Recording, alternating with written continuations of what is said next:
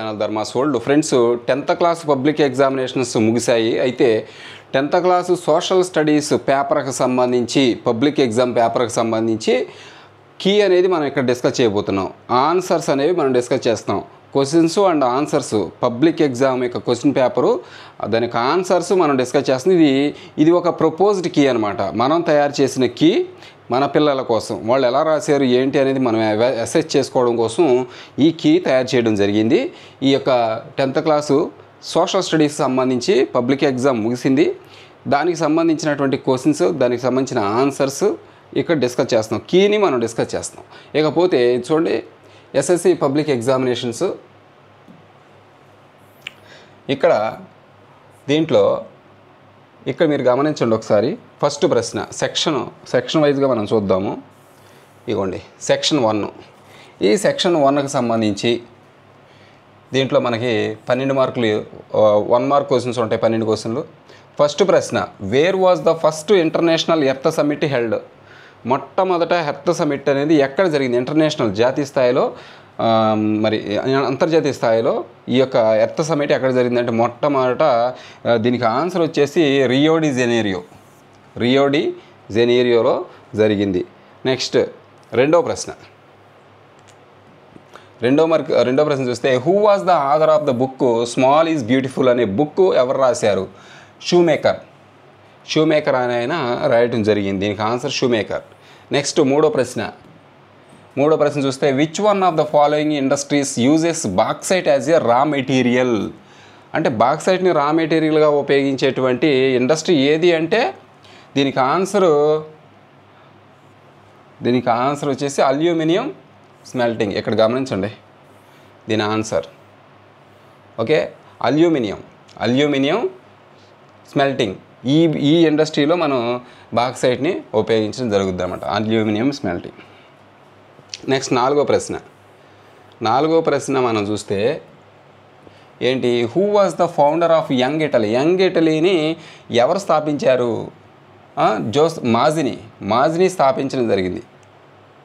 Mazzini స్థాపించాడు దీన్ని. Next ఐదో ప్రశ్న, in which year did the great economic depression begin? Economic depression అనేది ఏ ఇయర్లో సంభవించిందంటే 1929.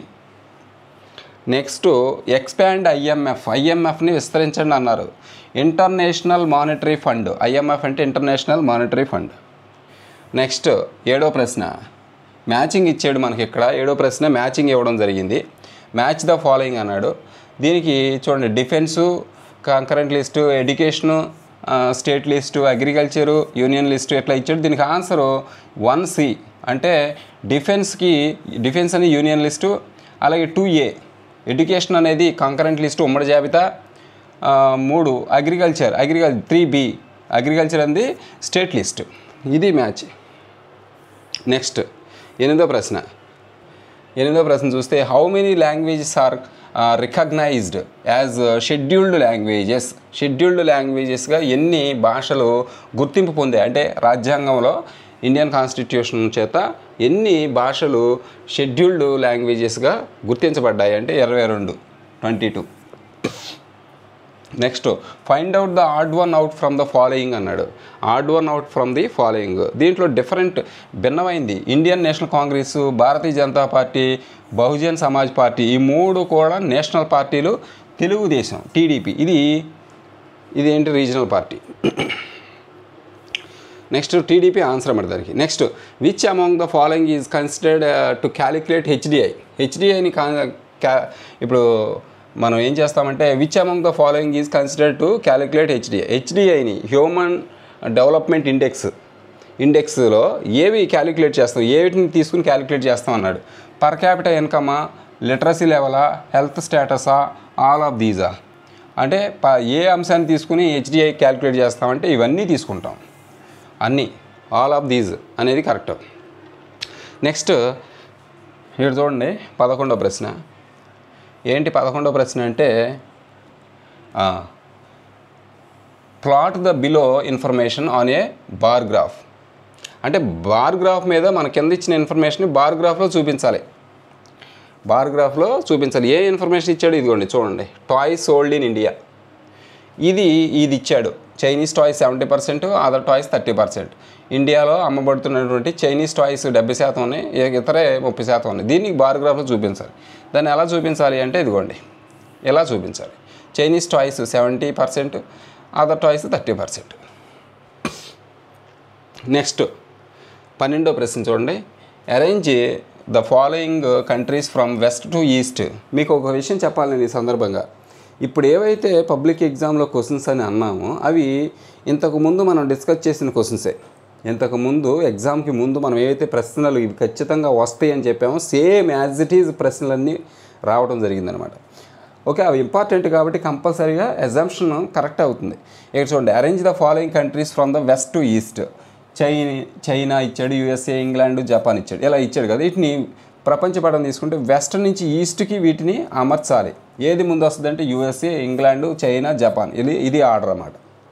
నెక్స్ట్ ఇక్కడ నుంచి 12 ప్రశ్నలు అయిపోయినాయి. ఇక్కడ నుంచి సెక్షన్ 2 అని మొదలవుద్ది. సెక్షన్ 2 అనమాట. ఈ సెక్షన్ 2లో మనకి 2 మార్కుల ప్రశ్నలు ఉంటాయి అన్నీ. ఓకే, 13వ ప్రశ్న చూడండి. What are the basic industries, give an example అని చెప్పేసి అన్నాడు. What are the basic industries, give an example అన్నాడు. ఈ ప్రశ్నకి basic industry are those which supply their products as raw material, which supply the products as raw material to the manufacture of goods. Raw material manufacture goods, వస్తువులు తయారు చేయడానికి అవసరమైన ముడి సరుకును సరఫరా చేసేవే బేసిక్ ఇండస్ట్రీస్ అనమాట. బేసిక్ ఇండస్ట్రీస్ అని వాటిని అంటాం మనం. బేసిక్ ఇండస్ట్రీస్ అంటే ఉత్పత్తి, వస్తువులు తయారు చేయడానికి కావాల్సిన ముడి సరుకును సప్లై చేసే వాటిని బేసిక్ ఇండస్ట్రీస్ అంటారు. ఐరన్ అండ్ స్టీల్ ఎగ్జాంపుల్ ఇక్కడ ఇచ్చాడు, ఎగ్జాంపుల్స్ కూడా ఇచ్చాడు. Iron and steel, copper smelting, aluminium smelting, any one of example. ఎలా ఏ ఒక్క ఎగ్జాంపుల్ రాసినా మార్క్ ఇస్తారు, ఒక్కటి రాసినా ఇస్తారు. నెక్స్ట్ ఎనీ అదర్ ఇక్కడ చూడండి 14వది. Read the map carefully and answer the questions given below. Friends ఇక్కడ మీరు చూడండి, ఈ ప్రశ్న ఉంది కదా, దీనికి ఒక ఆన్సర్, ఒక ఎగ్జాంపుల్ ఇమ్మన్నాడు. దానికి సూటబుల్ ఎగ్జాంపుల్ ఏది ఇచ్చినా మార్క్ ఇస్తాడు మీకు. ఇలా చాలా ప్రశ్నలు ఉంటాయి, ఏది రాసినా మీకు మార్క్ వస్తుంది. ఒక్క ఎగ్జాంపుల్ ఏది రాసినా, ఇవే రాయాలని లేదు, ఏది రాసినా దానికి రిలేటెడ్గా మార్క్ ఇస్తారు. ఓకే, నెక్స్ట్ ఇక్కడ చూడండి 14వ ప్రశ్న ఏంటి అంటే read the map carefully and answer the questions given below అన్నాడు. ఇక్కడ మ్యాప్ ఇచ్చాడు, ఇండియన్ మ్యాప్. ఈ ఇండియన్ మ్యాప్ని మనం అబ్జర్వ్ చేసి కింద ప్రశ్న ఇచ్చాడు, ఒకటే ప్రశ్న ఇచ్చాడు. ఆ ప్రశ్నకి ఆన్సర్ రాయాలి. In which state is the Kandla port located. Kandla port అనేది ఎక్కడ ఉంది అనేది రాసి, దీనికి ఆన్సర్ గుజరాత్ అనమాట. గుజరాత్లో కాండ్లా పోర్ట్ అనేది ఉంది, అదే answer. Next right a note on the effect of great depression on Indian economy. Indian economy మీద గ్రేట్ డిప్రెషన్ యొక్క ప్రభావం ఏమిటి అని చెప్పేసి అడిగాడు. దానికి చక్కగా మనం ఇది 2 మార్కుల ప్రశ్న కాబట్టి ఒక 2-3 పాయింట్లు రాయడం జరిగింది. ఇదిగోండి, the depression immediately affected Indian trade. భారత వ్యాపారాన్ని, వాణిజ్యాన్ని బాగా ప్రభావితం చేసింది వెంటనే. India's exports and imports nearly halved, అవన్నీ కూడా ఎక్కడెక్కడే ఆగిపోయాయి. ప్రైస్లు ప్లంజ్డ్, రేట్లు కూడా అలాగే ఉన్నాయి. Next wheat price fell by 50%, అంటే గోధుమ ధరలు కూడా 50%, సగానికి సగం పడిపోయాయి. వీటిలో ఏ 2 రాసినా, ఇక్కడ 4 పాయింట్లు రాసినా, ఏ 2 రాసినా మీకు 2 మార్కులు వస్తాయి. అన్నీ రాయాల్సిన అవసరం. నెక్స్ట్ 16వ ప్రశ్న ఏది, 15 అయింది, 16వ ప్రశ్న. 16వ ప్రశ్న చూస్తే the fight for swaraj is a fight for Liberty. Comment. The fight for Swaraj, స్వరాజ్యం కోసం చేసే పోరాటం అనేది స్వాతంత్రం కోసం లేదా స్వేచ్ఛ కోసం చేసే పోరాటమే అని చెప్పేసి స్టేట్మెంటు. దానికి కామెంట్ రాయమన్నాడు. Yes, the fight for swaraj is fight for liberty. Without liberty there is no meaning of swaraj, meaning for swaraj. Any other relevant answer, అంటే ఎలాంటి ఆన్సరు ఇదే రాయాలని లేదు, దీనికి రిలేటెడ్గా ఏ ఆన్సర్ రాసినా మార్కు పడద్ది. నెక్స్ట్ 17వ ప్రశ్న. Based on the information given below answer the following questions అన్నాడు. కింద మనకి ఒక పిక్చర్ ఇచ్చాడు, ఆ ఇన్ఫర్మేషన్ని చూసి చదివి మనం ఏం చేయాలి, ఆన్సర్స్ ఇస్తాడు, అవి రాయాలి. ఇక్కడ ఇది ఇచ్చాడు, ఈ పారా ఇచ్చాడు, ఈ టేబుల్ ఇచ్చాడు. ఇందులో కమ్యూనిటీ అండ్ క్యాస్ట్ గ్రూప్ అని చెప్పేసి ఇచ్చాడు. ఇవ్వండి, క్యాస్ట్ అండ్ కమ్యూనిటీ గ్రూప్ ఇచ్చాడు ఒక సైడు. తర్వాత రూరల్ ఏరియాలో ఎంతమంది ఉన్నారు, అర్బన్ ఏరియాలో ఎంతమంది ఉన్నారు వాళ్ళు. For example scheduled tribes ST 45.8% rural ఏరియాలో ఉన్నారు, అర్బన్లో 35.6% ఉన్నారు. అట్లా మొత్తం అన్నీ ఇచ్చాడు అనమాట. ఇప్పుడు కింద ప్రశ్న ఇచ్చాడు ఏంటి, in which area is the poverty high, mention one reason అన్నాడు. ఏ ఏరియాలో పోవర్టీ అధికంగా ఉంది, అది పేదరికం ఎక్కడ ఎక్కువగా ఉంది, కారణం ఏంటి అని చెప్పేసి రాయమన్నాడు. రూరల్ ఏరియాలోనే ఎక్కువ పేదరికం ఉందంట. దానికి రీజన్ ఏంటంటే lack of employment opportunities. Rural ఏరియాలో పల్లెటూరులో ఏముండవు, ఉద్యోగ అవకాశాలు ఉండవు, కాబట్టి అక్కడ ఆటోమేటిక్గా పేదరికం ఉంటుంది అని చెప్పేసి రాశాం. ఇదిగోండి, any other relevant and correct reason should be considered. ఇలా ఇదే రాయాలని లేదు, ఇంకా మీరు ఏ రీజన్ రాసినా దానికి అది సూటబుల్ అయితే మార్క్ ఇస్తారు. నెక్స్ట్ 18వ ప్రశ్న, how can you say that India is a federal country? India అనేది ఫెడరల్ కంట్రీ అని ఎలా చెప్తావు? ఒకే సమాఖ్య దేశం అని చెప్పి అలా చెప్తాం. ఇంకోండి, powers are divided between the central and the state. స్టేట్కి సెంట్రల్కి మధ్య అధికారం విభజించబడుతుంది, అది first point. There is 3 tier government system. ఇక్కడ 3 అంచెల గవర్నమెంట్ ప్రభుత్వం ఉంటుంది. ఒకటి యూనియన్ అంటే కేంద్రం, స్టేట్ అంటే రాష్ట్రాలు, అండ్ లోకల్ అంటే మీ తెలుసుగా local government. Next, what do you understand by globalisation, explain in your own words అన్నాడు. గ్లోబలైజేషన్ అంటే ఏమిటి, దాన్ని నీ సొంత మాటల్లో రాయమని చెప్పేసి అడిగాడు. దీనికి మనం ఏం రాసాం, globalisation is the process of rapid integration or interconnection between countries అని రాసాం. మీరు ఇంకొకటి నెక్స్ట్ పాయింట్,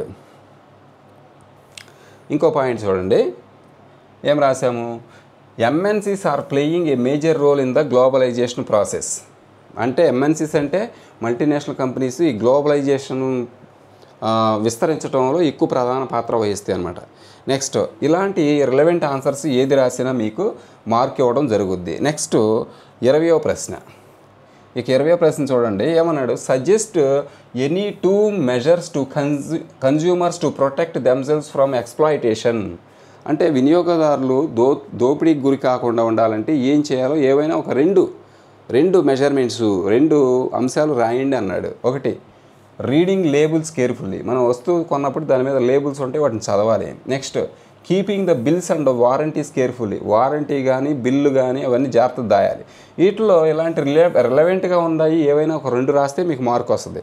నెక్స్ట్ సెక్షన్ 3కి వచ్చాము, మనం 3వ సెక్షన్కి వచ్చాము. ఇక్కడ అన్నీ కూడా ఇగోండి 3వ సెక్షన్కి వచ్చాము. 4 మార్కులు క్వశ్చన్లు ఉంటాయి. 21వ ప్రశ్న, how have human activities affected the depletion of the flora and fauna. ఇక్కడ ఎల్ ఉండాలి, ఇక్కడ ఫ్లోరా అండ్ ఫానా ఎక్స్ప్లెయిన్.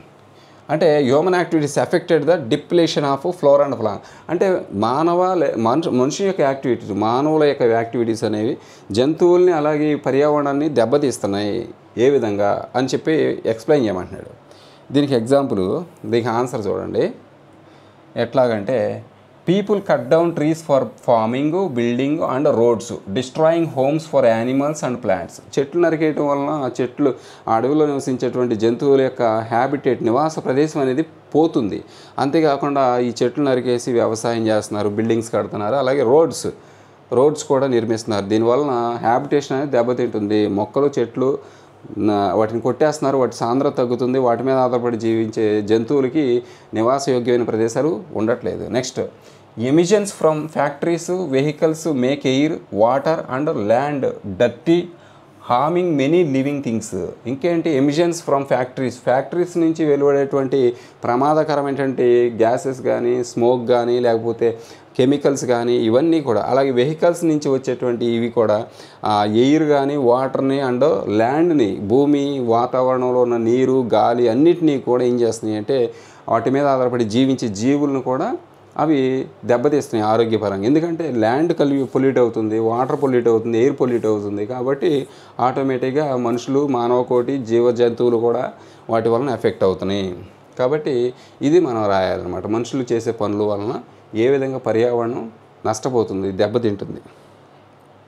ఇలాంటి ఆన్సర్ రిలవెంట్ ఆన్సర్ ఇంకా ఏది రాసినా మీకు మార్క్ ఇస్తారు. ఇదే రాయాలని లేదు, రిలవెంట్గా మీరు ఏది రాసినా మీకు మార్క్స్ ఇస్తారు. నెక్స్ట్ 22వ ప్రశ్న చూడండి. Distinguish between conventional and non conventional sources of energy. Distinguish between conventional and non conventional source of energy అంటే కన్వెన్షనల్ సోర్సు అలాగే సాంప్రదాయేతర ఇంధన వనరుల మధ్య తేడాని భేదాన్ని తెలియజేయండి అని చెప్పేసి అడుగుతున్నాడు. ఇక్కడ చూడండి, conventional source of energy, non conventional source of energy.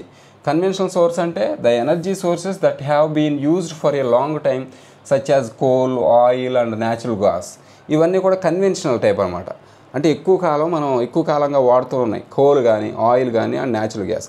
ఇక నాన్ కన్వెన్షనల్ చూస్తే ఇవి చూడండి, the energy sources that have been used for a long time such as coal, oil and natural gas. ఎక్కువ కాలం నుంచి మనం ఉపయోగిస్తున్నటువంటి కోలు, ఆయిల్ అండ్ న్యాచురల్ గ్యాస్ ఇవన్నీ కూడా కన్వెన్షనల్ సోర్స్ ఆఫ్ ఎనర్జీ అన్నమాట.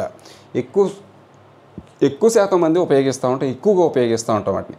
అలాగే ఇక్కడ చూడండి, the newer energy sources like solar, wind and టైడల్ energy. Solar energy, wind energy, tidal energy ఇవన్నీ నాన్ కన్వెన్షనల్. అవన్నీ కన్వెన్షనల్, ఇవి నాన్ కన్వెన్షనల్. అవి ఎప్పటి నుంచో ఉపయోగిస్తున్నాం, ఇక వీటిని ఇప్పుడిప్పుడే ఉపయోగించడం మొదలుపెట్టాం. Next non renewable and cause environmental pollution. ఇవి ఏవైతే ఉన్నావో ఈ కన్వెన్షనల్ సోర్సెస్ అనేవి నాన్ రెన్యూవబుల్. అంటే ఒకసారి వాడేవంటే మరలా దాన్ని తిరిగి పొందలేము, ఇక దాంతో అది అయిపోయినట్టే, అది గతించిపోద్ది. అది ఆటోమేటిక్గా వాటి స్కేర్సిటీ అనేది, కొరత అనేది ఏర్పడుద్ది ఫ్యూచర్లో వీటికి. అంతేకాకుండా అవి ఎన్విరాన్మెంట్ని కూడా పొల్యూట్ చేస్తాయి. ఇప్పుడు కోల్ మండించడం వల్ల పొగ వస్తుంది, అది వాతావరణంలో కలిసి పొల్యూట్ అవుతుంది. అలాగే ఆయిల్ ఉంది, పెట్రోల్ ఉంది, అలాగే న్యాచురల్ గ్యాస్ ఉంది. వీటిని మండించడం వలన వివిధ రకాల కెమికల్స్ లేకపోతే హానికరమైనటువంటివి గాల్లోకి విడుదలవుతాయి. కాబట్టి వాతావరణం పొల్యూట్ అవుతుంది. ఇక్కడ చూడండి, renewable and cause no pollution. ఇకపోతే solar energy, wind energy, tidal energy. ఈ టైడల్ ఎనర్జీ అంటే తెలుసుగా మీకు, అలల ద్వారా ఎనర్జీ తయారు చేస్తారు. సముద్రం దగ్గర అలలు వస్తూ ఉంటాయి, వాటి ద్వారా ఎనర్జీ తయారు చేస్తారు. సరే, లేకపోతే ఫోర్స్గా వాటర్ పైనుంచి కిందగా పడే ప్రదేశంలో ఇవి ఏర్పాటు చేస్తారన్నమాట. దాని ద్వారా ఎనర్జీ తయారవుతుంది. ఇది టైడల్ ఎనర్జీ. సరే, ఇవి రెన్యూవబుల్, అవేమో నాన్ రెన్యూవబుల్. పెట్రోల్ అయిపోయిందనుకోండి, ఇక అయిపోయినట్టే, అది మళ్ళీ రీసైకిల్ చేయడానికి వాడటానికి ఉండదు. అలాగే రెన్యూవబుల్ సోర్స్లో సోలార్ ఎనర్జీ అనుకోండి, సూర్యుడు ఎప్పుడూ ఉంటాడు. భూమి ఉన్నంత వరకు, భూమి మీద మనిషి ఉన్నంత వరకు సూర్యుడు ఉంటాడు. అలాగే వైండ్, గాలి ఎప్పుడూ ఉంటుంది, లేకపోతే ఏమీ లేదు. టైడల్ ఎనర్జీ, వాటర్ ఎనర్జీ కూడా ఎప్పుడు ప్రొడ్యూస్ చేయొచ్చు మనం. ఎప్పుడైనా ఇవన్నీ రెన్యూవబుల్ సోర్స్, మళ్ళీ ఉపయోగించవచ్చు, మళ్ళీ తయారు చేయొచ్చు. ఇంకా దీనివలన వాతావరణంలో ఎలాంటి పొల్యూషన్ ఉండదు. నెక్స్ట్ 23వ ప్రశ్న. రీడ్, ఇది స్పెల్లింగ్ తప్పడింది. Read the map carefully and answer the questions below అన్నాడు. ఇవ్వండి, read the map carefully and answer the questions below అని చెప్పేసి అన్నాడు. మ్యాప్ ఇచ్చాడు ఇక్కడ. ఈ మ్యాప్ని చూడండి ఒకసారి. స్విట్జర్లాండ్ ఉంది, ఆస్ట్రేలియా ఉంది, స్విట్జర్లాండ్ 1866, 1858 ఇట్లా ఇచ్చాడు. ఇవన్నీ ఇచ్చిన తర్వాత ఇక్కడ ఏంటి, ట్యూనిస్. ఇది చూసి మీరు చెప్పేయచ్చు ఇది ఏంటో. ఇక్కడ ప్రశ్న ఏంటి, what is the name of the country shown in the మ్యాప్లో ఇచ్చిన కంట్రీ ఏంటి అసలు అది అని అడిగాడు. ఇటలీ. అదేంటంటే ఇటలీ అనమాట. ఓకే, ఆ మ్యాప్లో ఉన్న country name Italy answer. Next, who became the first king of the country after unification. First ప్రశ్నకి ఆన్సర్ అది. రెండో ప్రశ్న ఏంటి అంటే, who became the first king of the country after unification. అంటే ఇటలీ ఏకీకరణ జరిగిన తర్వాత దాని మొదటి చక్రవర్తి ఎవరు అంటే విక్టర్ ఎమాన్యుయల్ II అన్నమాట. ఇది ఆన్సర్. నెక్స్ట్ 24వ ప్రశ్న. Explain what is meant by proto industrialisation అంటే ఏంటో ఎక్స్ప్లెయిన్ చేయమన్నాడు. దీనికి ఆన్సర్ చూడండి. The word proto means the first or early form of something. Proto అంటే బిగినింగ్ అని అర్థం, మొదటిది అని అర్థం. Before factories began in England, there was large scale industrial production for an international market. అసలు ఇంగ్లాండ్లో అసలు మొట్టమొదట ఫ్యాక్టరీస్ వచ్చింది ఎక్కడ, ప్రొడక్షన్ ఎక్కడ స్టార్ట్ అయింది అని అనుకుంటారు, ఇంగ్లాండ్లోనే ఇండస్ట్రియల్ రెవల్యూషన్ వచ్చింది అనుకుంటారు. దానికంటే ముందే ఇంటర్నేషనల్ స్థాయిలో వస్తువులు ఉత్పత్తి చేసి ఎగుమతి చేసేటువంటి మార్కెట్ ఒకటి ఉంది. దాన్నే ప్రోటో ఇండస్ట్రియలైజేషన్ అంటాం, దాన్నే ప్రోటో ఇండస్ట్రీ అని అంటాం. అది ఏంటి అంటే, this was not based on factories. దానికి ఏ ఫ్యాక్టరీస్ ఉండవు, ఫ్యాక్టరీస్లో తయారవ్వలేదు ఆ వస్తువులు. ఎక్కడ తయారైనవి అంటే ఇక్కడ మీరు చూసుకోండి, మనం ఇంతకు ముందు కూడా బిగినింగ్ ఎగ్జామ్ ముందు కూడా ఈ ప్రశ్న డిస్కస్ చేసాం. This was not based on the factories. Many historians now refer to this phase of industrialization as proto-industrialization. దాన్నే మరి హిస్టారియన్స్ ఏం చెప్తున్నారంటే ప్రోటో ఇండస్ట్రియలైజేషన్ అంటారు. అది ఏంటి అంటే యాక్చువల్గా హ్యాండ్ మేడ్ వస్తువులు. అందరూ మన తాత ముత్తాతల నుంచి పూర్వకాలంలో ఏం చేసేవాళ్ళు, హ్యాండీక్రాఫ్ట్స్ వస్తువులు చేతులతో తయారు చేసారు, ఫ్యాక్టరీలో కాదు. అది పెద్ద ఇండస్ట్రీ అనమాట. అసలు ఇంగ్లాండ్లో ఎటువంటి పరిశ్రమలు రాకముందే, ఇండస్ట్రియల్ రెవల్యూషన్ రాకముందే చేతులతో తయారు చేసే ప్రొడక్ట్స్ చాలా ఉండేవి, హ్యాండీక్రాఫ్ట్స్. వాటిని కూడా ప్రపంచ దేశాలకు ఎగుమతి చేసేటువంటి విధానం అప్పుడు ఉందన్నమాట. కాబట్టి దాన్ని ఆ స్థాయిని బిగినింగ్లో ఉన్నటువంటి దాన్నే ప్రోటో ఇండస్ట్రియలైజేషన్ అంటారు. ఈ హ్యాండ్ మేడ్ ద్వారా తయారైనటువంటి వస్తువులు అనమాట. నెక్స్ట్ 25 ప్లాట్ బిలో ఇన్ఫర్మేషన్ అనే బార్ గ్రాఫ్ అన్నాడు. ఇదిగోండి information below information on bar graph. ఇక్కడ ఇన్ఫర్మేషన్ ఇచ్చాడు, దీన్ని బార్ గ్రాఫ్లో చూపించమంటున్నాడు. Those who say that their vote makes a difference. ఇక్కడ చూడండి, those who say that their vote makes a difference అంటే వాళ్ళ ఓటు చాలా విలువైంది, ఓటు ఏదైనా డిసైడ్ చేస్తుందని చెప్పే వాళ్ళలో బంగ్లాదేశీలు 66% ఉన్నారు, ఇండియన్స్ 67%, నేపాల్ 70%, పాకిస్తాన్ 50%. దీన్ని ఎక్కడ చూపించాలి, బార్ గ్రాఫ్లో. ఆల్రెడీ 1 మార్క్ కూడా ఒక బార్ గ్రాఫ్ ఇచ్చాడు, చైనీస్ టాయ్స్ అదర్ టాయ్స్ అని చెప్పేసి ఇండియా మార్కెట్లో.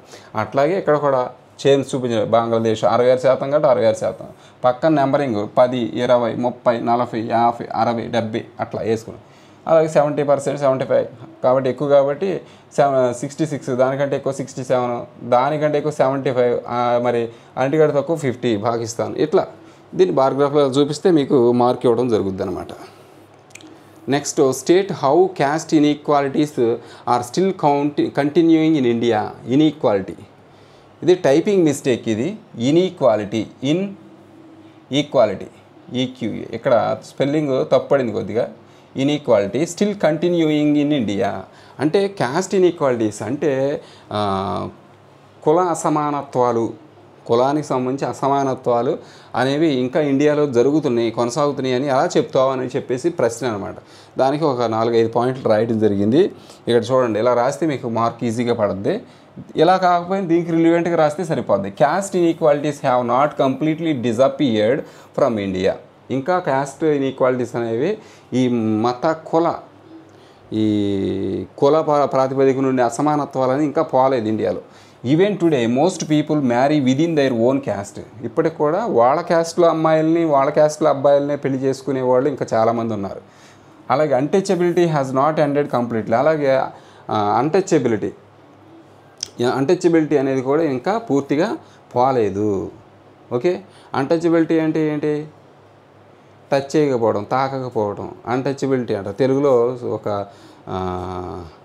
ఒక మంచి పదం ఉంది దానికి, untouchability has not ended completely. ఇది 3 పాయింట్లు. ఇంకోటి, economic status is closely linked to the cast system. అలాగే ఎకనామిక్ స్టేటస్ అంటే వాళ్ళ యొక్క ఆర్థిక పరిస్థితి కూడా వాళ్ళ క్యాస్ట్కి చాలా రిలేట్ అవుతుందన్నమాట. అంటే ధనవంతులు ఒక రకమైనటువంటి క్యాస్ట్ ఫీలింగ్, మిడిల్ వాళ్ళు ఇంకో రకం, లోయర్ ఇంకో రకం, అలా వాళ్ళ స్థాయిని బట్టి కూడా అది డిసైడ్ అవుతుంది. నెక్స్ట్ 27వ ప్రశ్న, why is the issue of sustainability? Why is the issue of sustainability important for development?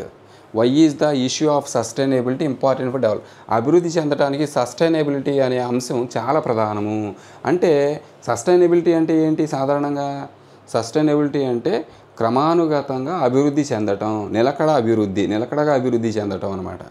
అది చాలా అవసరం. Sustainable development refers to meeting the needs of today without compromising the needs of tomorrow. Sustaining development అంటే ఈరోజు ఉన్న జనం వాళ్ళు ఉన్న వనరులు వాడుకుంటూ అభివృద్ధి చెందుతూనే ఆయా వనరులు నెక్స్ట్ రాబోయే జనరేషన్, ఫ్యూచర్ జనరేషన్స్ కోసం ప్రిజర్వ్ చేయటం. అన్నీ ఉన్నాయన్నీ మనమే వాడకుండా ఉన్న వాటినే పొదుపుగా వాడుకుంటూ అభివృద్ధి చెందుతూ ఈ ఉన్నటువంటి వనరులను, వాటి ఫలాలను రాబోయే తరాలకు అందించడం అనేది సస్టైనబుల్ డెవలప్మెంట్. నెక్స్ట్, రెండో పాయింట్ చూడండి, it is important for environmental protection, social development and economic growth. ఇది ఆర్థిక, సామాజిక అలాగే పర్యావరణ సంబంధమైనటువంటి అభివృద్ధికి ఇది ఎంతో అవసరం అనమాట. ఈ సస్టైనబుల్ డెవలప్మెంట్ అన్ని రంగాలలో ఇది మనం చూపించాలి. పర్యావరణంలో వనరులు ఉంటాయి, ప్రకృతిలో వనరులు ఉంటాయి, వాటిని మనమే వాడేయకూడదు. పెట్రోల్ అంతా తీసేసి మనమే ఉపయోగించకూడదు, దాన్ని పొదుపుగా వాడాలి. కోల్ ఉంటుంది, పొదుపుగా వాడాలి. ఇవన్నీ లేకపోతే మనం ఎడాపడా వాడితే ఫ్యూచర్ జనరేషన్స్ కోల్ అంటే తెలియదు, పెట్రోల్ అంటే తెలియదు. ఇలాంటి వనరులు అనేవి కనుమరుగైపోతే, వాళ్ళకి అందించలేకపోతే మన అభివృద్ధి ఆగిపోద్ది. ఇక next right any 4 slogans on consumer rights. Consumer rights గురించి ఏవైనా 4 కన్జ్యూమర్ రైట్స్ గురించి ఏవైనా 4 స్లోగన్స్ రాయమని చెప్పేసి అడుగుతున్నాడు. 4 స్లోగన్స్ ఇక్కడ రాయండి. చూడండి, మనం రాజు యువర్ ప్రొడక్ట్ యువర్ రైట్, ఇవి కూడా మనం ఆల్రెడీ డిస్కస్ చేసాం.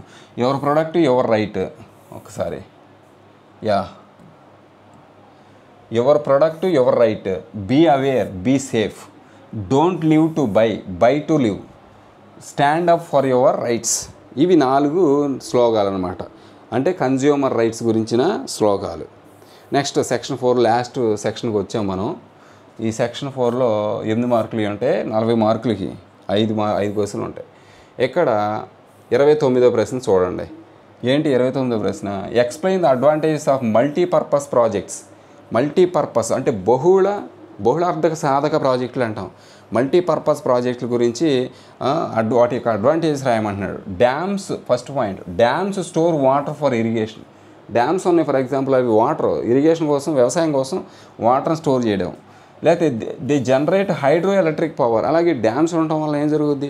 హైడ్రో ఎలక్ట్రిక్ పవర్ అనేది అంటే నీటి ద్వారా విద్యుత్తుని తయారు చేయొచ్చు. అలాగే ఎందుకంటే డ్యామ్లో ఎప్పుడు వాటరు ప్రిజర్వ్ అయ్యి ఉంటుంది కాబట్టి అక్కడ మనం హైడ్రో పవర్ జనరేట్ చేయొచ్చు. Next they provide water for domestic and industrial use. అలా డ్యామ్స్ కట్టడం వల్ల ఏం జరుగుద్ది? వ్యక్తిగత అవసరాలు లేకపోతే కుటుంబ అవసరాలకు అలాగే పరిశ్రమల అవసరాలకు కూడా వాటర్ అనేది పంపించవచ్చు, దొరుకుద్ది అనమాట, నిల్వ చేయొచ్చు. They help control floods. Dams కట్టడం వల్ల ఫ్లడ్స్ అనేవి కంట్రోల్ చేయొచ్చు. ఎక్కువ వాటర్ వచ్చేసి జనసమర్థనకు పోకుండా డ్యామ్స్తో కట్టడి చేయొచ్చు. Next they support fishing and tourism. Dams కట్టడానికి ఫిష్ పరిశ్రమ, ఫిష్ ఇండస్ట్రీ అనేది, ఆక్వా ఇండస్ట్రీ అనేది డెవలప్ అవుద్ది. అలాగే టూరిజం కూడా డెవలప్ అవుద్ది. Next they help water transportation. అలాగే వాటర్ను కూడా మనం ట్రాన్స్పోర్ట్ చేయడానికి బాగుంటుంది, సేవ్ చేసుకుంటాం కాబట్టి. నెక్స్ట్ చూడండి, they check soil erosion. Soil erosion అంటే ఏంటి? భూమి కోత అనమాట. భూమి కొట్టుకుపోతూ ఉంటుంది, కోతకు గురవుతూ ఉంటుంది, సారవంతా కొట్టుకుపోతూ ఉంటుంది. అది జరగకుండా ఈ యొక్క డ్యామ్స్ అనేవి కట్టడి చేస్తాయి. Next thus they play a crucial role in economic development. ఆ విధంగా ఈ యొక్క ఏమంటాం బహుళార్థక సాధక ప్రాజెక్టులు అనేవి చాలా రకంగా ఉపయోగపడతాయి అన్నమాట. నెక్స్ట్ దీంట్లో ఇంకొక ప్రశ్న ఉంది, 29లోనే ఇంకో ప్రశ్న. Explain the initiatives taken by the government to increase the agricultural production develop చేయడానికి, పెంచడానికి ఎటువంటి ఇనిషియేటివ్స్ తీసుకోవాలి, కొత్త అంశాలు ఇంకేం తీసుకోవాలి, ఎటువంటి విధానాలు మనం తీసుకోవాలి, వేటిని ఫాలో అవ్వాలి, మన అగ్రికల్చర్ అంటే వ్యవసాయంలో ఉత్పత్తి పెంచడానికి ఏ విధానాలను మనం ఫాలో అయితే మంచిది ఇంకా రాయమంటున్నాడు. నెక్స్ట్ ఫస్ట్ది land development programmes are initiated. దానికోసం ల్యాండ్ డెవలప్మెంట్ అంటే మన గవర్నమెంట్ ఇప్పుడు దాకా దానికోసం ఏం చేసింది, ఏ పథకాలు అమలు చేసింది, ఏ విధానాలు ఏ కార్యక్రమాలు తీసుకొచ్చింది అనేది రాయదేలి. Land development programmes are initiated అంటే భూ అభివృద్ధి పథకాలు అనేవి తీసుకురావడం జరిగింది, భూ అభివృద్ధి కార్యక్రమాలు అనేవి తీసుకురావడం జరిగింది. Next crop insurance is announced. Crop insurance పంట బీమా అనేది తీసుకొచ్చారు. Next minimum support price is initiated. Minimum supported price, రైతుని సపోర్ట్ చేయడానికి మినిమం ప్రతి ప్రోడక్ట్కి కనీస ధరని నిర్ణయించారు. నెక్స్ట్ నాలుగో పాయింట్ ఏంటి? Established the Indian council of agricultural research. Indian council of agricultural research అనేది దాన్ని కూడా ఎస్టాబ్లిష్ చేసి దాని ద్వారా వ్యవసాయంలో కొత్త విధానాలు, వంగడాలు, కొత్త ఫెర్టిలైజర్స్ అంటే ఎరువులు వాటన్నిటిని కూడా తయారు చేసి రైతులకు అందించడానికి ఈ యొక్క అగ్రికల్చరల్ రీసెర్చ్ అనేది ఎస్టాబ్లిష్ చేశారు. Next irrigation facilities are developed అంటే నీటి వనరుల సౌకర్యాలు కూడా డెవలప్ చేయడం జరిగింది. Next constructed many multipurpose projects on rivers మీద అంటే నదుల మీద కూడా మల్టీపర్పస్ ప్రాజెక్టులని తీసుకురావడం జరిగింది. నీటిని నిల్వ చేయటము, అలాగే వ్యవసాయానుబంధమైన పరిశ్రమలు డెవలప్ చేయడానికి, ఆక్వా ఇండస్ట్రీని అభివృద్ధి చేయడానికి, ఇట్లా వాటి కోసం మల్టీపర్పస్ ప్రాజెక్ట్స్ని డెవలప్ చేశారు. Next supplied the HYV seeds to the farmers hybrid seeds ఎన్నో ఎక్స్పెరిమెంట్ చేసి కొత్త నూతన వంగడాలని, అధిక దిగుబడి ఇచ్చే వంగడాలని తయారు చేసి రైతులకు అందిస్తూ ఉన్నారు. ఇవన్నీ కూడా ప్రభుత్వం మన యొక్క వ్యవసాయంలో ఉత్పత్తి పెంచడానికి తీసుకున్న చర్యలే. Next provided loans to the farmers for investment. అంతేకాకుండా రైతుల కోసం లోన్స్ ఇస్తుంది. వాళ్ళు ఇన్వెస్ట్మెంట్ కోసం, వ్యవసాయం మీద వాళ్ళు ఇన్వెస్ట్ చేయడానికి వాళ్ళకి లోన్స్ సప్లై చేస్తుంది అనమాట. ఈ విధమైనటువంటి కార్యక్రమాలు చేస్తుంది. నెక్స్ట్ 30వ ప్రశ్న, read the paragraph and comment అన్నాడు. ఇక్కడ పారాగ్రాఫ్ ఇచ్చాడు, దాని మీద మీ కామెంట్ రాయండి అని చెప్పేసి అడుగుతున్నాడు. ఒకసారి ఆ పారాగ్రాఫ్ ఏంటో చదువుదాం. ఇది గమనించారు. ఈ paragraph, Mahatma Gandhi found A salt powerful symbol that could unite the nation on 31st January. ఈ పారాగ్రాఫు మనం ఇంతకుముందే ప్రాక్టీస్ చేసాం అనమాట. మహాత్మా గాంధీ దండి సత్యాగ్రహం లేకపోతే దండి ఉద్యమం జరిగింది కదా, సాల్ట్ సత్యాగ్రహం అనేది, దాని గురించి ఈ పారాగ్రాఫ్ ఇచ్చాడు. దీని మీద మనం ఒపీనియన్ రాయమని చెప్పేసి కామెంట్ చేయమని అడుగుతున్నాడు. 1930 he sent a letter to Viceroy Irwin stating 11 demands. Some of these were of general interest, others were specific demands of different classes from industrialists to the peasants. అంటే 1930లో గాంధీజీ ఈ యొక్క సాల్ట్ సత్యాగ్రహం start చేసే ముందు ఒక letter రాశాడు. అప్పుడున్న viceroy lord ఇర్విన్కి ఒక లెటర్ రాశాడు. దాంట్లో 11 డిమాండ్లు పెట్టాడు. అందులో కొన్ని ఏమో జనరల్ డిమాండ్లు, మరికొన్ని ఏమో ప్రత్యేకంగా కొన్ని వర్గాల వారి కోసం అని చెప్పేసి స్పెషల్గా కొన్ని డిమాండ్స్ పెట్టడం జరిగింది. అందులో ఇండస్ట్రియలిస్ట్ దగ్గర నుంచి సాధారణ రైతులు, కూలీల వరకు ఏ అవసరాలు ఉంటాయో అవన్నీ కూడా అందులో పెట్టాడు. Next the idea was to make the demands wide ranging so that all classes within society could identify with them and everyone could be brought together in a united campaign. The most stirring of all was the demands to abolish the salt tax. Salt was something consumed by the rich and poor alike, and it was one of the most essential item of food. The tax on salt and the government monopoly over its production, Mahatma Gandhi declared, revealed the most oppressive face of British rule. ఇందులో salt సత్యాగ్రహం ఎందుకు start చేశాడంటే మీ అందరూ తెలుసు. ఈ 11 డిమాండ్లు, వైస్రాయ్కి పంపించిన 11 డిమాండ్లో ఒక ముఖ్యమైన డిమాండ్ ఏంటంటే సాల్ట్ మీద ట్యాక్స్ అనేది ఎత్తివేయాలి. సాల్ట్ మీద కూడా ట్యాక్స్ వేసేవాళ్ళు. వాళ్ళు సాల్ట్ తయారు చేసుకుంటే దాని మీద ట్యాక్స్ వేసేవాళ్ళు అనమాట. కాబట్టి దాన్ని ఎత్తేయాలి. ఎందుకంటే అది సామాన్యులకు కూడా, పేదవాళ్ళకు కూడా సాల్ట్ అవసరం. దాని మీద పన్నేస్తే ఎలాగని చెప్పేసి ఆయన ఆ యొక్క డిమాండ్స్లో పేర్కొనడం జరిగిందనమాట. దీని మీద మన కామెంట్ ఇక్కడ చూడండి, ఆన్సర్ పాయింట్ వైజ్గా రాసాం మనం. So the salt march is very important incident in the civil disobedient మూమెంట్లో ఈ సాల్ట్ మార్చ్ అనేది చాలా ఇంపార్టెంట్ ఇన్సిడెంట్ అన్నమాట. Gandhi used salt as a unifying symbol for the freedom struggle. ఈ ఫ్రీడమ్ స్ట్రగుల్కి ఈ సాల్ట్ని ఒక ఐక్యపరిచేటువంటి, అందరినీ కలిపి ముందుకు నడిపించే ఒక రకమైనటువంటి సింబల్గా ఆయన పరిగణించాడు అన్నమాట సాల్ట్ని. Next 31st January 1930 he presented 11 demands to Viceroy Irwin. జనవరి 31, 1930లో ఈ యొక్క 11 డిమాండ్ని వైస్రాయ్కి సబ్మిట్ చేయడం జరిగింది. His goal was to unite all classes in a common campaign against the British rule. British వారికి వ్యతిరేకంగా అసలు ఈ యొక్క గోలు ఉద్దేశం, ఈ డిమాండ్స్ ఆయనకి ఇవ్వడంలో ఉద్దేశం ఏంటంటే అందులో అందరికీ కావాల్సినటువంటి డిమాండ్స్ పెట్టాడు. తద్వారా ఏంటంటే బ్రిటిష్ వారికి వ్యతిరేకంగా అందరినీ ఏకం చేయాలనేది గాంధీజీ గారి ఉద్దేశం. అందరూ పోరాటంలో కలవాలి అనేది ఆయన ఉద్దేశం అన్నమాట. Next the most powerful demand was the abolition of the salt tax. ఆయన పెట్టిన డిమాండ్లో ముఖ్యమైనది ఏంటంటే అబాలిషన్ ఆఫ్ సాల్ట్ ట్యాక్స్ ఎత్తివేయటం. Next salt was essential for every one, making the tax unfair and oppressive. Salt అనేది అందరికి అవసరమే, అది దాని మీద ట్యాక్స్ వేయటం అనేది అది ఏమాత్రం కూడా సరైనటువంటి ఆచరణ యోగ్యం కానటువంటి అంశము. ఎట్టి పరిస్థితుల్లో సాల్ట్ మీద పన్ను అనేది వేయకూడదు. Next, the British monopoly on salt. అప్పుడు దాకా బ్రిటిష్ వాళ్ళే సాల్ట్ తయారు చేయాలి. Monopoly on salt production highlighted colonial exploitation. Okay, next ఎనిమిదో point, Gandhiji strategy turned a simple issue into a powerful movement for independence. ఆయన తీసుకున్న ఈ చిన్న నిర్ణయము మరి ఇది ఇండిపెండెన్స్ అండ్ స్వాతంత్ర ఉద్యమంలో ఒక పెద్ద ఆద్యంలాగా మారి మరి బ్రిటిష్ వారిని తరిమి కొట్టే విధంగా ఈ మూమెంట్ ముందుకు వెళ్ళిందనమాట. ఓకే, నెక్స్ట్ ప్రశ్న, దీంట్లో బి ఉంది 29లో.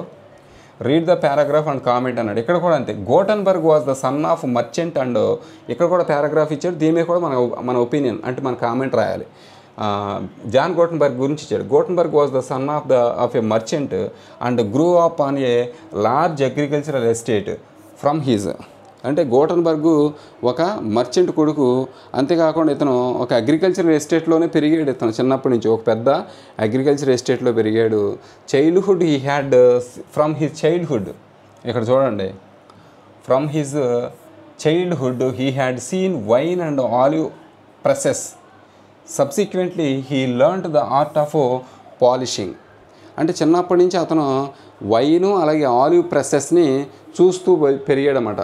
క్రమంగా he learned the art of polishing art కూడా నేర్చుకున్నాడు. Polishing stones became a master goldsmith and also acquired the expertise to create lead moulds. ఆయన లెడ్ మౌల్డ్స్ కూడా తయారు చేయడం మొదలెట్టాడు. Goldsmith, master in goldsmith and also acquired the expertise to create lead moulds అంటే పోత పోస్తాం కదా మనం, వివిధ మెటల్స్ పోత పోస్తామే, ఆ మెటల్స్ పోత పోసే ఆ యొక్క షేప్స్ తయారు చేయడం కూడా ఈయనకి తెలుసు అనమాట. అంతేకాకుండా ఈయన ఒక గోల్డ్ స్మిత్లో అంటే బంగారం దాన్ని చేయటంలో ఆయన ఒక ఎక్స్పర్ట్గా మారాడనమాట. ఇంకా చూడండి, moulds used for making trinkets. Drawing on this knowledge, Gutenberg adopted existing technology to design his innovation. The olive press provided the model for the printing. Olive ప్రెస్లో పనిచేస్తూ ఉండేవాడు, అక్కడ వర్క్ చేస్తూ ఉండేవాడు, చాలా వరకు దాన్ని ఆపరేట్ చేస్తూ నేర్చుకుంటూ ఉండేవాడు. దాని ద్వారా ఈయన ప్రింటింగ్ ప్రెస్ తయారు చేయాలని ఒక ఆలోచన వచ్చిందనమాట, ఆలివ్ ప్రెస్ ద్వారానే. నెక్స్ట్ చూడండి, model for the printing press, ఇంకోండి ద ఆలివ్ ప్రెస్. నెక్స్ట్ చూడండి, press and moulds were used for casting the metal types for the letters of the alphabet. By 1448, Gutenberg preferred the system. The first book he printed was the Bible. ఆయన తయారు చేసిన ఆ యొక్క printing press ద్వారా మొట్టమొదట ఆయన print చేసిన book ఏంటంటే Bible. Next, about 180 copies were printed and it took 3 years to produce them. By the standards of the time, this was fast production. అప్పుడు చూడండి, 180 కాపీలు తయారు చేశాడంట బైబుల్. అవి తయారు చేయడానికి ఆయనకి 3 years టైం పట్టిందంట. అంటే అప్పుడున్న ప్రాసెస్ని బట్టి 3 yearsలో అన్ని కాపీలు తయారు చేయడం అనేది చాలా గొప్ప సంగతి అనమాట, చాలా తొందరగా చేసినట్టు. నెక్స్ట్, దీని మీద కామెంట్స్ వద్దాము. ఇంకోండి, Gutenberg revolutionised printing with his great invention the printing press. ఆయన ప్రింటింగ్ ప్రెస్ని తయారు చేసే గొప్ప ఇన్వెన్షన్గా మారిపోయింది. He was Born in to A merchant family and grew up on a, ఆయన ఒక మర్చెంట్ ఫ్యామిలీలో జన్మించాడు, అగ్రికల్చర్ ఎస్టేట్లో పెరిగాడు. He was familiar with wine and olive presses from childhood. చిన్నప్పటి నుంచి ఆలివ్ ప్రెస్లో అలాగే వైన్ ప్రెస్ల మీద ఆయనకు ఒక అవగాహన ఉంది. He mastered stone polishing, goldsmith and making lead moulds తయారు చేయడంలో, గోల్డ్ స్మిత్లో కూడా ఆయన మంచి అనుభవం గణించడం జరిగింది. Olive press inspired the design of the printing press. Olive press చూశాకే ఆయనకి ప్రింటింగ్ ప్రెస్ యొక్క డిజైన్ మైండ్లోకి వచ్చిందనమాట. Next, he used moulds to cast metal letters. ఆ మౌల్డ్స్ అంటే పోత పోసేటువంటి అవి ఉంటాయి కదా, పోత పోసేటువంటి ఆ షేపులు ఆయనకి లెటర్స్ రాయడానికి ఉపయోగించాడు అన్నమాట వాటిని. Next, by 1448 he perfected the printing system. 1448 నాటికి ఆయన ఒక పర్ఫెక్ట్ ప్రింటింగ్ సిస్టాన్ని తయారు చేశాడు. He's first printed book the Bible took 3 years to produce 180 copies. మొట్టమొదటి బుక్ ఏంటి ఆయన ప్రొడ్యూస్ చేసిందంటే బైబుల్. 180 కాపీలు 3 సంవత్సరాల్లో ఆయన ప్రొడ్యూస్ చేయడం జరిగిందనమాట. నెక్స్ట్ 31వ ప్రశ్న చూడండి. Analyse the following information workers in different society. ఇక్కడ ఒక టేబుల్ ఇచ్చాడు, ఆ టేబుల్లో ఉన్న ఇన్ఫర్మేషన్ అనలైజ్ చేయమంటున్నాడు, చూసి మనం రాయాలి. ఆన్సర్ చూడండి. The table show the distribution of workers in different sectors. ఈ టేబుల్ మొత్తం కూడా distribution of workers in different sectors, వివిధ రంగాలలో ఉన్నటువంటి వర్కర్స్ గురించి తెలియజేస్తుంది. Next the primary sector employees 232 million workers, out of these 231 million are under unorganised sector only. అంటే primary sector ఏది? వ్యవసాయం. వ్యవసాయంలో 232 మిలియన్ల వర్కర్స్ ఉన్నారు. వీళ్ళందరూ కూడా అన్ఆర్గనైజ్డ్ సెక్టార్గా పరిగణించబడుతున్నారు అన్నమాట. Next in the secondary and tertiary sectors also most of the workers are under unorganised sector. అందులో సెకండ్ సెక్టార్ అంటే పరిశ్రమలు కానీ, లేకపోతే సేవల రంగం కానీ, సర్వీస్ సెక్టార్ కానీ, వీటన్నిటిలో కూడా అన్ఆర్గనైజ్డ్ చాలామంది వర్కర్స్ అన్ఆర్గనైజ్డ్ సెక్టార్లోనే ఉన్నారు అక్కడ కూడా. అంటే ప్రభుత్వ గుర్తింపు లేకుండా లేకపోతే రికార్డ్ లేకుండా వాళ్ళు అనాథరైజ్డ్గా పనిచేస్తున్నారు. Overall only 17% of workers are in the organised sectors. Only 17% మంది మాత్రమే ఆర్గనైజ్డ్ సెక్టార్లో పనిచేస్తూ ఉన్నారు మొత్తం మీద. Highlighting the needs for the formalisation of the employment.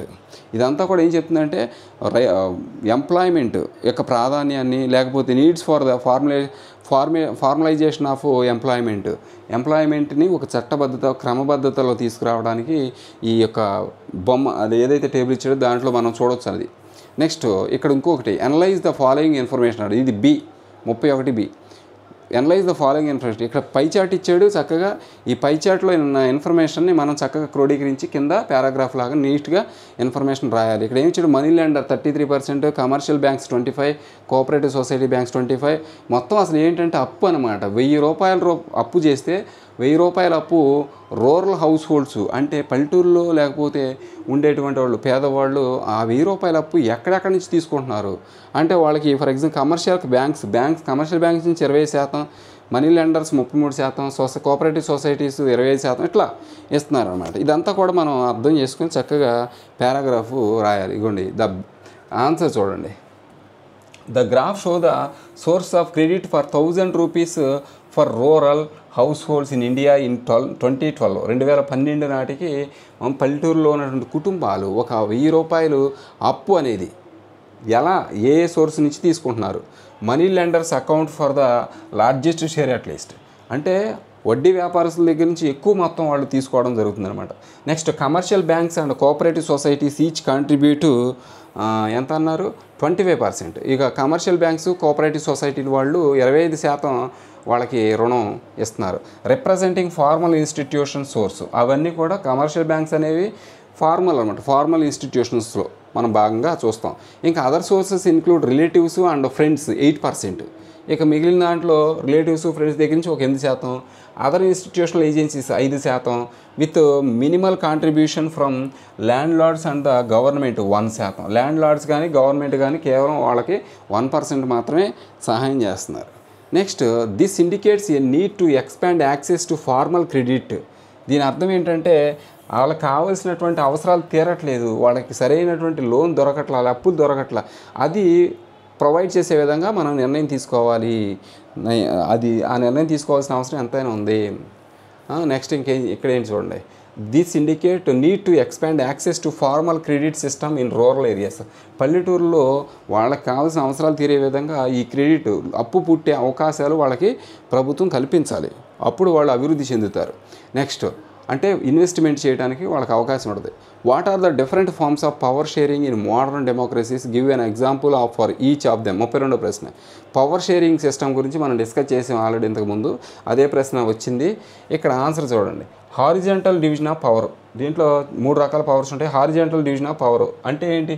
Horizontal division of power అంటే పవర్ షేరింగ్ సిస్టంలో ఫస్ట్ది horizontal division of power. Power is shared among legislature, executive and judiciary. ఈ హారిజాంటల్ డివిజన్ ఆఫ్ పవర్లో ఏం జరుగుతుంది అంటే పవర్ అనేది share చేయబడుద్ది, విభజింపబడుద్ది. Legislature అంటే శాసనసభ, ఎగ్జిక్యూటివ్ కార్యనిర్వాహక శాఖ, జ్యుడిషియరీ న్యాయశాఖ, ఈ మూడింటి మధ్య అధికారం విభజింపబడుతుంది. నెక్స్ట్ అంటే అధికారం ముగ్గురు చలాయిస్తారు వివిధ సందర్భాల్లో. ఎగ్జాంపుల్ ఇండియానే. ఇక vertical division of power. Vertical division of పవర్లో ఏం జరుగుద్ది? ఇగోండి వర్టికల్ డివిజన్ ఆఫ్ పవర్లో రెండోది ఇది. Power can be shared among governments at different level.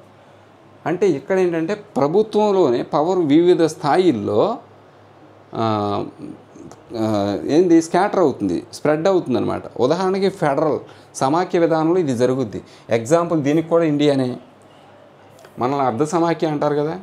Community government. మూడోది ఏంటంటే అంటే community government.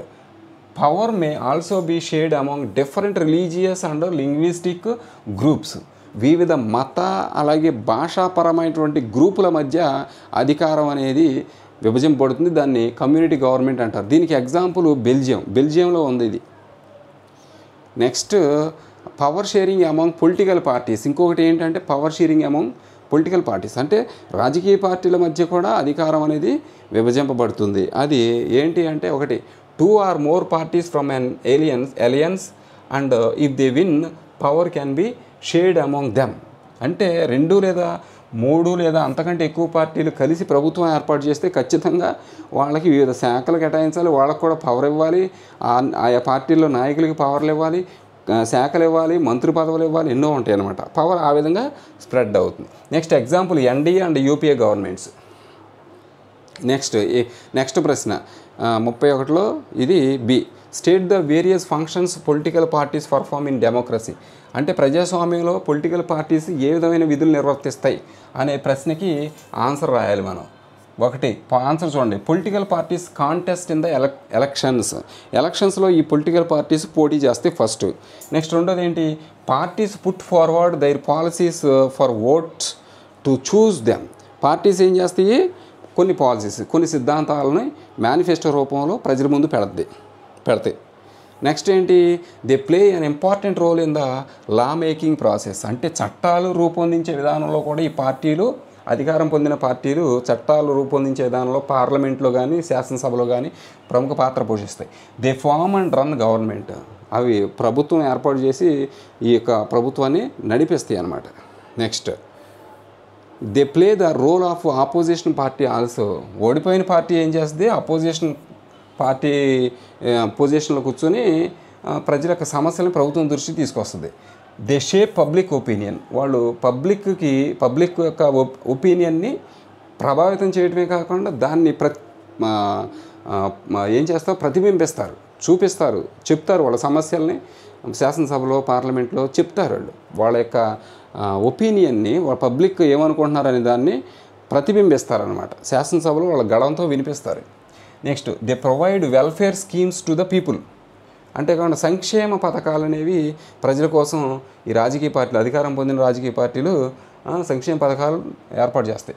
Thus they play a key role in the democracy. ఆ విధంగా డెమోక్రసీలో రాజకీయ పార్టీలు అనేవి ప్రధాన పాత్ర పోషిస్తాయి. నెక్స్ట్ 33వ ప్రశ్న ఏంటి అంటే ఇక్కడ మీకు తెలుసు. Locate the following in the given outline map of India.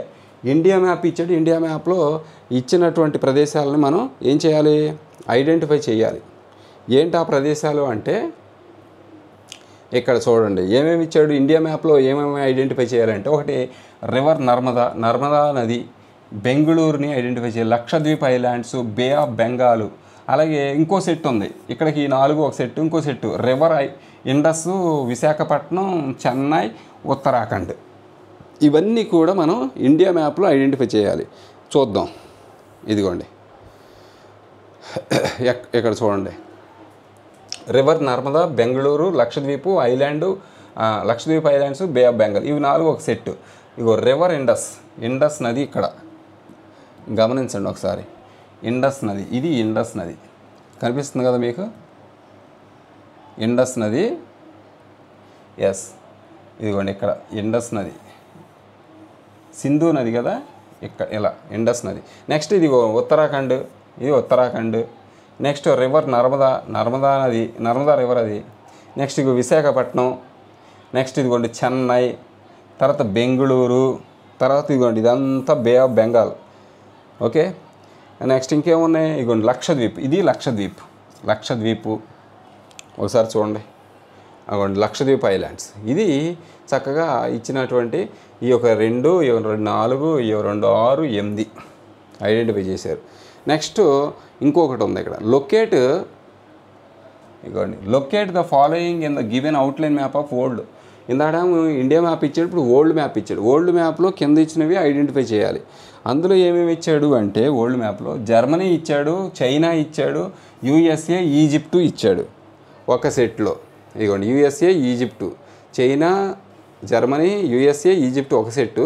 ఇంకో సెట్ ఏమి ఇచ్చాడు, బ్రిటన్ ఇచ్చాడు. ఇంకోండి బ్రిటను, జపాను, బ్రెజిల్, రష్యా, ఈ 8 మనం ప్రపంచ పటంలో ఐడెంటిఫై చేయాలి. ఓకేనా? ఓకే ఫ్రెండ్స్, దాన్ని కూడా మనం చూద్దాం తర్వాత.